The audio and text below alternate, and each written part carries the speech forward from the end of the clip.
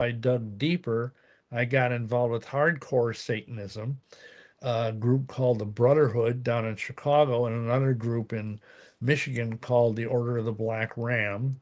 And they were more hardcore. They really did believe in the devil. And I sold my soul to the devil, um, and became a priest in the Satanic Brotherhood, and ended up bringing other people into the fold. I got other people to sell their souls to the devil, which I'm very ashamed of now. And I've tried to witness to some of those people decades ago, and only one or two ended up becoming Christians. But anyway, so as things got darker and darker, I ended up one year. I sent off a check every year for $10 to the Church of Satan to get their newsletter. It was like dues. And when the check came back from the bank, some lady from the bank had written on the check, "I'll be praying for you in Jesus' name." Mhm. And of course, I just scoffed at it. I thought this is the stupidest thing imaginable, because by this time I thought Jesus was the son of Satan. And so, it was just crazy. And I just threw the check in my file and forgot about it. But within just a couple of days, it's like something terrible happened in my life. I lost all my magic powers. I lost my job. My whole life just came unraveled like an old sock. And I didn't know what was going on because I was trying to do everything the devil told me to do. And he promised me, because, when you sell your soul to the devil, you get 7 years. And in those 7 years, you get all of, the power, the women, wine, song, drugs, whatever you want, wealth beyond your imaginable dreams. And then at the end of 7 years, the devil gets to kill you and take you to hell, which, of course, doesn't sound like a good deal to most people. But you've got to realize, in Satanism, I was taught that heaven is a place for losers and for sheep, that all you do in heaven is sit around on a cloud and twang on a harp, and that's it. Whereas hell is for the wolves. Hell is like a nonstop orgy, sex, drugs, rock and roll for all eternity, so to speak. So I didn't think that was a big deal that I was going to go to hell. Well, anyway, so here I say I go upstairs, because in our attic we had this, the entire attic was painted black. We had this magic circle on the floor. I had this big statue of Pan. And, I cried out to Lucifer. And I said, "What's going on here? I mean, I did everything you asked me to do. I got other people to sell their souls to you. Why am I in this mess?" And thankfully, Lucifer didn't answer me, but God did. And within one day, I got a phone call from these two teenage girls that were in Chicago, which is not that far from Milwaukee. And they said, "Could we come up and see you? We've got a present for you. We've heard about you. We're Satanists too, and we've heard that you're this great satanic priest."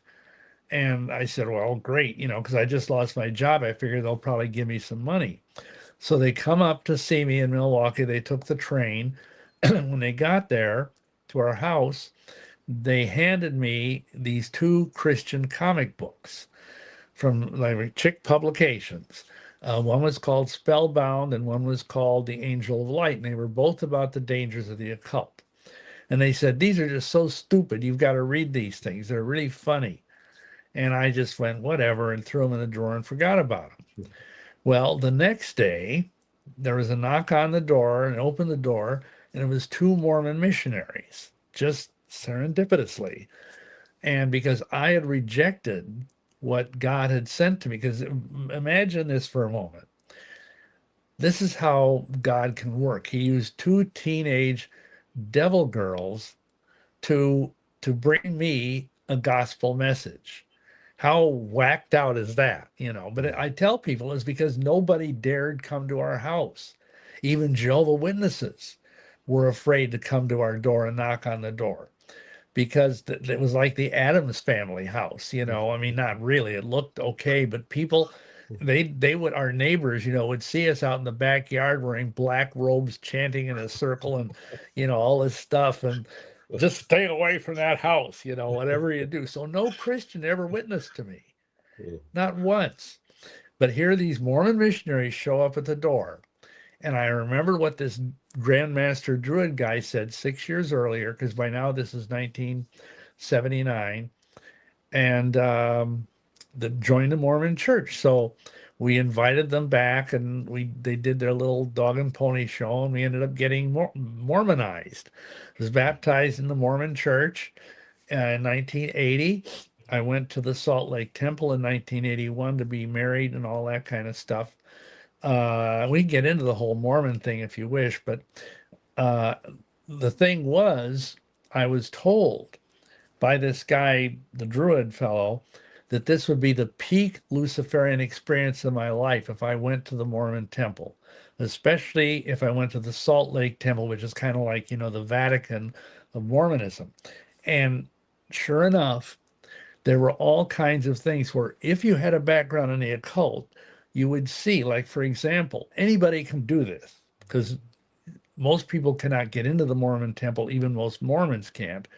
But if you go to Salt Lake and you look at that temple, it's got all these satanic and Masonic symbols all over it. Literally. I mean, we did this one DVD that's called Mormonism's Temple of Doom. And you can get that off our website, and soon we're going to have it on Vimeo because I understand it's really expensive to have DVDs shipped across the pond. But, God willing, we'll have it up on Vimeo within a week or two on our channel. But in any event, in this video, I actually went to Salt Lake as a Christian and took pictures of like every window in the Salt Lake Temple has an inverted pentagram, like is the cornerstone. And they have like sun, moon, and stars. They have like all-seeing eyes. They have Masonic handshakes. These are all engraven into the granite of the temple. And nowhere is there a cross. There is not one Christian symbol anywhere on the temple. And when we went into the temple, there was all sorts of weird Masonic stuff that I recognized because of my background. But most Mormons wouldn't, they just think, oh, well, this is a little strange. Because let me say this, if you go to a typical Mormon Sunday meeting in what they call a ward, that's like their local congregation is called a ward, it's kind of like being at a Protestant church, except it's more boring. I mean, Mormon meetings are kind of about as interesting as watching paint dry, but people put up with it. But if you go to the temple, it is so radically different because you get these weird robes to wear. You put on this weird green Masonic apron. You wear these funny hats if you're a guy, and if you're a woman, you wear this really ugly kind of bridal veil thing. And again, all of this used to be secret. But now, because of the efforts of people like me and Ed Decker and Chuck Sackett and other people that are former Mormons, you can probably go on YouTube and see, what all this stuff looks like. So anyway, we went to the temple, and this is where the plot really thickens because we had been told to give certain key words when we were brought into the Salt Lake Temple, that would open doors for us. And as it happened, they had a computer system installed just a few weeks earlier. We said these words into the computer as part of our registration, and the whole system went down. Their whole system crashed for whatever reason. And so they took us aside and we went through the dog and pony show you go through. It takes hours. And then he arranged for us to go and meet the president of the temple, who's kind of a big deal. And he, in turn, arranged for us to meet with one of the 12 apostles, who's at that time it was Elder James Faust. Believe it or not, his name was Faust, which, has an association with black magic. But anyhow, so we sat there and we told this man, because again, this guy was like in the top 15 people in the whole world for Mormonism. And we said that we had had dreams and visions where we were in the Salt Lake Temple celestial room, even though we didn't know what it looked like. And we saw all these people in white robes around this altar. And on the altar, which is like kind of like the altar you'd see in a Masonic temple, they said it's white, white satin upholstered, very beautiful stuff, was laying a nude girl. Obviously not a mature woman, but a, somewhere probably a pubescent teenager. And they were all, chanting and stuff, and it was implied they were going to have sex with her. And they were crying out to Lucifer and calling him marvelous Lucifer. Well, we shared this with this high level Mormon guy, and he looked at us and he looked kind of like taken aback. And we thought, oh boy, we're really in trouble now. We're going to get, thrown into the bottomless pit or something. But he said, and you gotta, if you know Mormons, they have this thing that they do. It's called bearing you their testimony. And if you want to say something as a Mormon, really serious, really important, you say, well, I bear you my testimony. But. Well, anyway, this guy said, well, I bear you my testimony that the things you have shared with me are true. And that Lucifer is the God that we worship in the temple. And if you can move out here, because at this time we were still in Milwaukee, and become residents of the Salt Lake Valley, we can probably find a place for you in temple service. Well, fortunately, we didn't make that move. And in the meantime, I was reading the Bible because the Mormons use the King James Bible. At least they were at that time. I don't know what they're doing now. But anyway, and I was reading the New Testament, and I just kept finding things that didn't make sense with Mormonism. And I tell people that the best anti-Mormon literature you can read is the New Testament. So I kind of studied my way out of Mormonism, but I didn't know what to do. And so we had to move from Milwaukee to Dubuque because of a thing. My wife needed to go to nursing school there.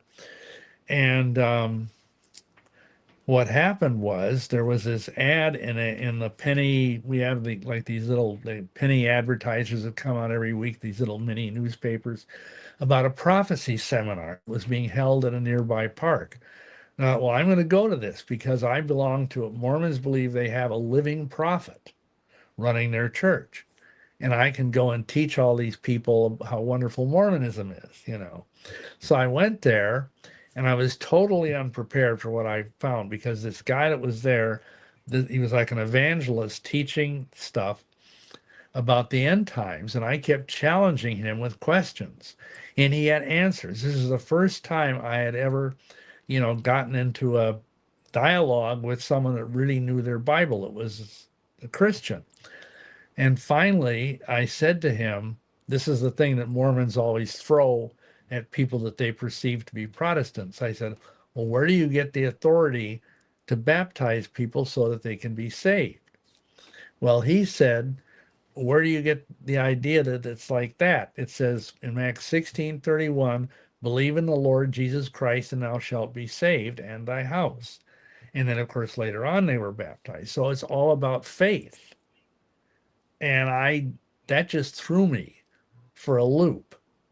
And I ended up, going home that night and I was trembling because I thought, could it really be just this simple? And I went home and I prayed and I fasted and prayed. And finally, I remembered that comic book, those two comics, and how in the back of it, they had this little thing, how to get born again. So I took off my magic Mormon underwear because I don't know if you know this, but Mormons wear magic underwear. And because I didn't want any, static on the line. And I prayed the prayers that were in the back of the comic and I got gloriously born again. That was in 1984. And then a couple years later, I got called into the ministry. I went out to Salt Lake City. I was invited to go and speak at a big conference out there and tell about Mormonism. I called the talk Joseph Smith and the Temple of Doom. because this is right after Indiana Jones and the Temple of Doom, the movie had come out. And it was kind of a sensation. It kind of started me in the ministry. And since I've basically been ministering to Masons and Mormons and witches ever since then. Wow. Like I said, viewers, absolutely mesmerizing, the details and what Bill has been through. And that, raises so many questions. So my first one is then, earlier on, you said you got the Satanic Bible and you liked it. What did you like about it? Well, of course, it has this kind. I was really into Nietzsche, the philosopher, Yeah. and I was also really into Ayn Rand, the objectivist 20th century woman. And that the Satanic Bible really pushed those two, along with many others, writers and thinkers of the 20th century, and the idea of radical selfishness and of not wasting compassion on ingrates and losers.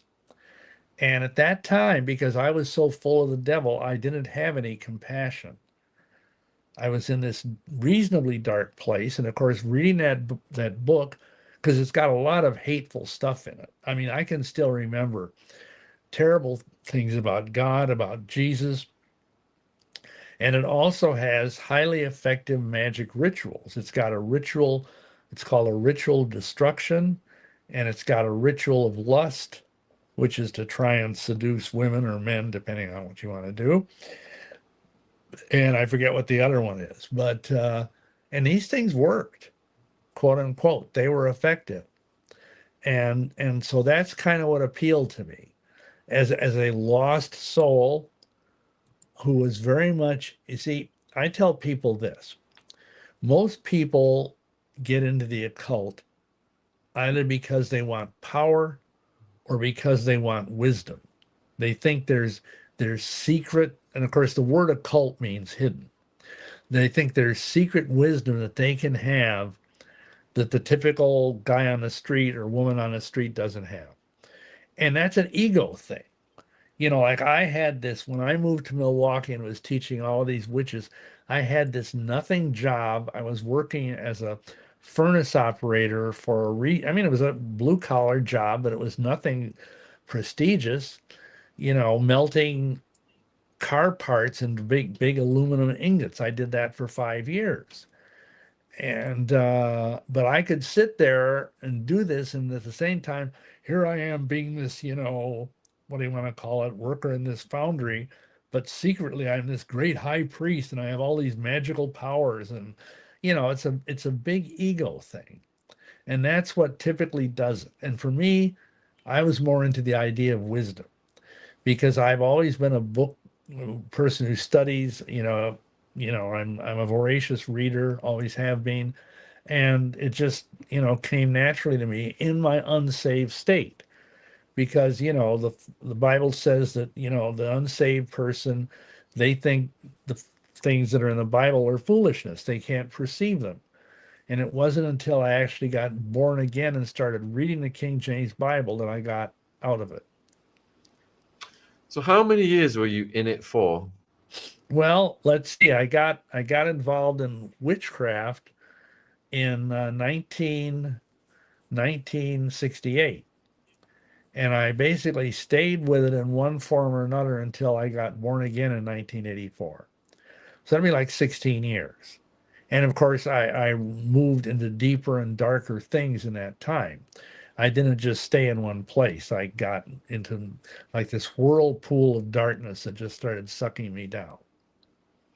So could you describe some of the rituals you were involved in over the years? Well, I mean, a typical white witchcraft circle is, the Alexandrian type witches are all naked. They would gather in a 9 foot circle on the dark of the moon and on the full moon and do magic. And by that I mean they would, if someone, it's almost like, if you go to like a Pentecostal Christian church, people might say, "Oh, I need healing," or they have some need. Well, in the course of being inside of this magic circle, the high priest and high priestess would have everybody do spells for what, like a healing spell or a love spell or a spell for prosperity, like, to get a better job, things like that. So and then they'd end up with a ceremony of cakes and wine, which basically were like cookies and wine. Then that's and then then in addition, there were the 8 major witch holidays, which, like, we just had Lammas or Lunasa, which is August 1st, a few days ago.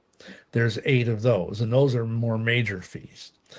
So and in terms of the darker stuff, I mean, when you have a satanic mass, and we also got into Aleister Crowley, we were also doing the Gnostic mass, and it always involves having a naked woman on the altar. And, we did unspeakable things, like we'd take communion hosts and stick them in the woman's vagina and then eat them. And, we blaspheme Jesus. We'd make fun and mock and, things I'm just terribly ashamed of now, but that's where I was at, in that deep, dark hole. Um, and again, that you would have these rituals and there would be intention, like, and I'm talking about the satanic or Crowley type stuff, um, because I was also a member of the OTO, which is a Crowleyish slash Masonic group. And you'd have intention, like if you were doing a Gnostic mass for someone to fall in love with you, or doing a Gnostic mass for someone to get a job, that kind of thing. Pretty bad So stuff. when it comes to Masonic rituals versus the earlier rituals, then was there overlap? Oh yeah, that's the funny thing, because the guy that basically started the modern Wiccan revival was a British retired civil servant named Gerald Gardner, who lived in the New Forest region of England. And he claimed that he had come in contact with this traditional witch coven in the forest there, and they initiated him. And he was also a Freemason, like a lot of people in Britain that are either in the military or the civil service. They are also into Freemasonry because it helps them get along in their job. And he incorporated a lot of Masonic stuff into the rituals that are part of the Gardnerian and the Alexandrian branches of Wicca. Um, so, for example, but here's the funny thing. If you were to go through the first degree of the Masonic order, you would find this long, involved, blood curdling oath that you have to swear when you're kneeling on this altar with your hands on the Holy Bible. And the end of and I'm going to give you the whole thing because we'd be here for a half an hour, but the end of it is, you got your hands in the Bible, you say, all this I most sincerely promise and swear, binding myself under no less a penalty than having my throat cut across, my tongue torn out by the roots, and buried in the sands of the sea, where the tide ebbs and flows every 24 hours, should I knowingly violate this, my entered apprentice obligation, meaning an oath. So help me God and keep me steadfast in the due performance of the same. So that's the first degree oath, and they get worse and worse and worse. And things like having your bowels ripped open, things like having the top of your head smote off and your brain exposed to the burning sun. I mean, just wonderful stuff. And can you imagine if your pastor, because many pastors, both in America and in, I'm sure, the United Kingdom, are Freemasons, and your pastor going through this kind of mummery? I mean, aside from the fact that it's satanic, it's just frightening, you know. And here's the irony. This is what I was getting at. If you were to have a first degree witch ceremony, well, first of all, you'd be tied up similarly to the way the Mason is tied up, except you're naked. You're blindfolded. You're kneeling at an altar. You don't see what you're looking at. and you swear, I think I can do this from memory. You swear that all this I most solemnly and sincerely promise and swear, advocating myself under no less a penalty than having my weapons turn against me, meaning your witch weapons, should I ever break this my solemn oath. Now that's kind of benign compared to saying I want my throat to be cut and my tongue ripped out by the roots, don't you think? But there's so many commonalities between the witchcraft rituals, the Masonry rituals, and surprisingly, the Mormon temple rituals. They all have many commonalities because they are all streams from the same satanic river. Which ties into this question from a viewer. Do you think that all Freemasonry is evil? And if so, why?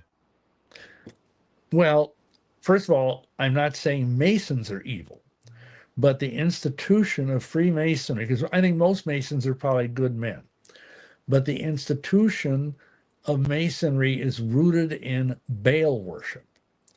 And by that I mean if you go back and you read the Bible, the Old Testament, you will see that all the religions around Israel were worshiping Baal or Moloch or something like that, some pagan god. And all of those different deities, they boil down to phallic worship.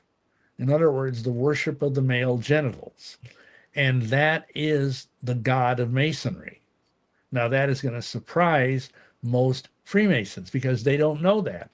But if you read the books, if you read like Albert Pike's Morals and Dogma, if you read Albert Mackey's Encyclopedia of Freemasonry, the trouble is most Masons don't read their own books, just like unfortunately a lot of Christians don't read their own Bible. But you will find that it will talk about how the God of Masonry, you see the letter G. And I don't know how about it is over in England, but in America, you're told as a beginning Mason, oh, that stands for either God or for geometry. But later on, you learn that it stands for genitals, you know, and and that's why Masons wear an apron over their midriff and that hangs down, and they're actually told this is like the veil in the temple in Solomon's temple that kept the Holy of Holies sacred. In the same way, when a Mason wears an apron, his Holy of Holies is his package. And and if you want any further proof of that, just look at any headstone of a wealthy Mason in a cemetery. It's always going to be an obelisk, which is, a phallic symbol. And you look at here in America, our first president, George Washington, was when he was in the British Army before the Revolution, he was a Freemason. And so when they put up the Washington Monument, it's the world's largest phallic symbol. It's a giant obelisk. And, we did a whole teaching, Ed Becker and I, like 35, 40 years ago, about how the whole of Washington, D.C. is like this giant Masonic talisman. That's probably off topic, but that's the main problem is that Masonry refuses to acknowledge Jesus Christ. Masonry says that all religions are equally good, that you can be a Buddhist or a Muslim or a Hindu or a Christian or a Jew, and they're all wonderful.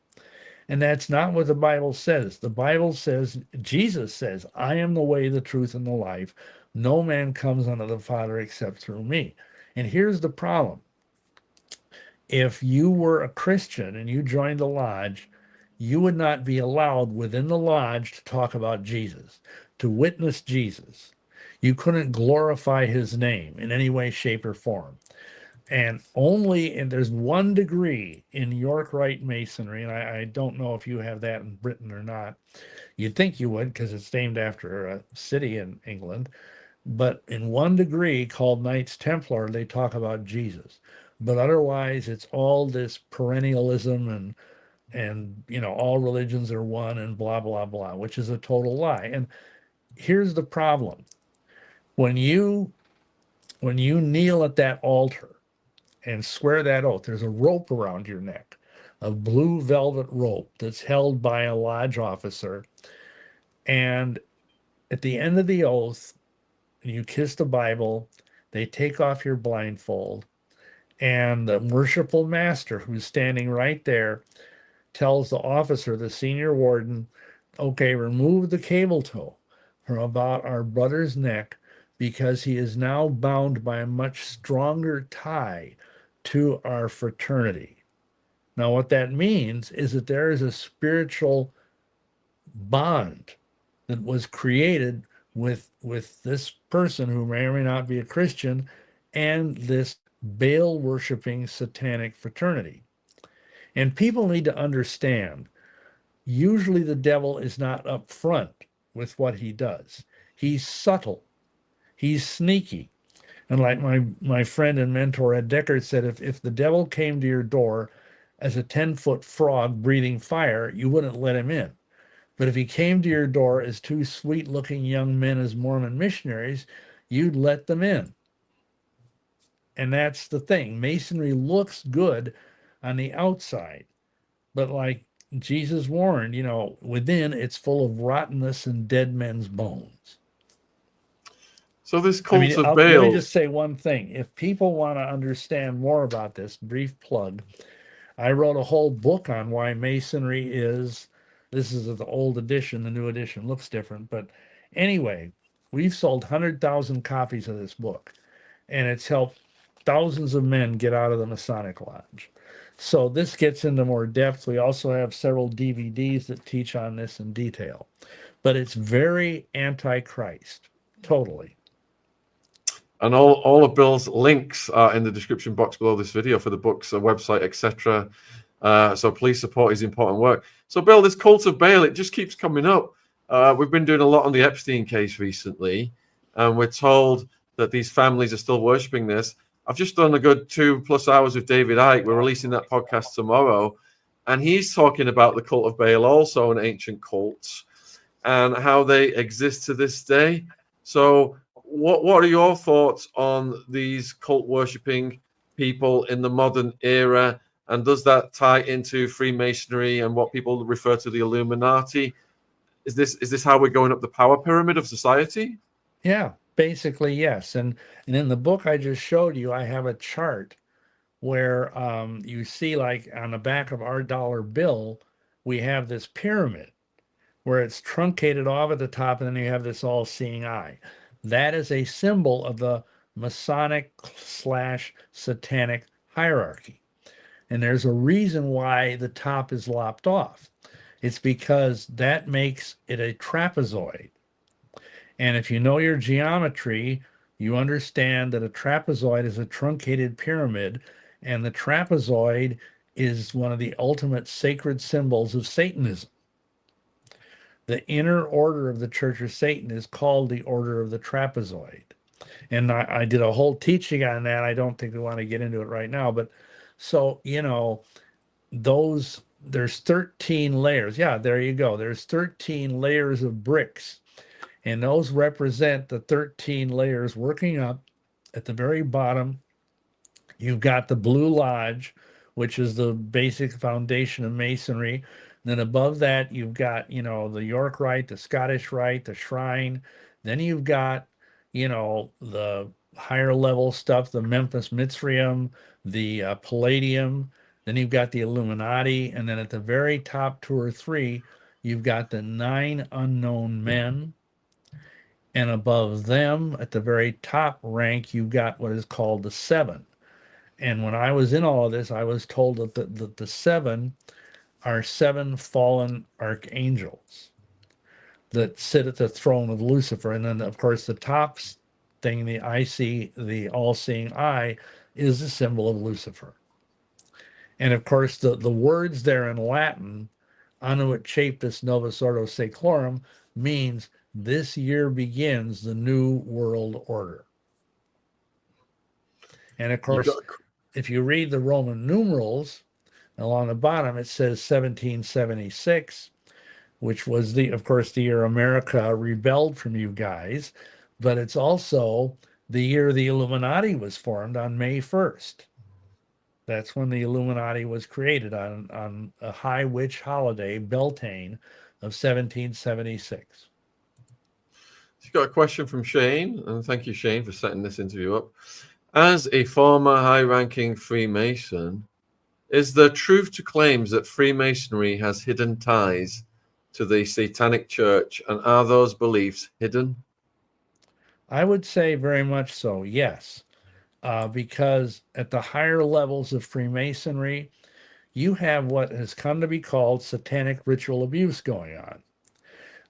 We, as our ministry, have prayed for literally hundreds of people who, when they were little children, were sexually molested in Masonic temples. Now, this is not obviously part of their public persona, but it is going on. And again, it's all part of the same thing, like you mentioned, the Epstein thing, and all of these people that are into underage sex, whether it's with just pubescent girls or pubescent boys or even little children, it's based on the same idea of hardcore Satanism and hardcore Freemasonry, that when you rape a little child, you vampirize that child's youth and you can steal that and somehow live longer. It's like you're being a sexual vampire. And if you do this enough, the belief, which of course is nonsense, but this is what they believe, you can live for centuries. And so it all kind of hangs together. At the time, the Masons and the Mormons and the Vatican, as you go up that pyramid, they all end up in the same satanic place, messing with little children, messing with deflowering virgin girls, murdering people, cannibalizing children. All of this stuff is going on within Freemasonry, within Mormonism, and within the Vatican.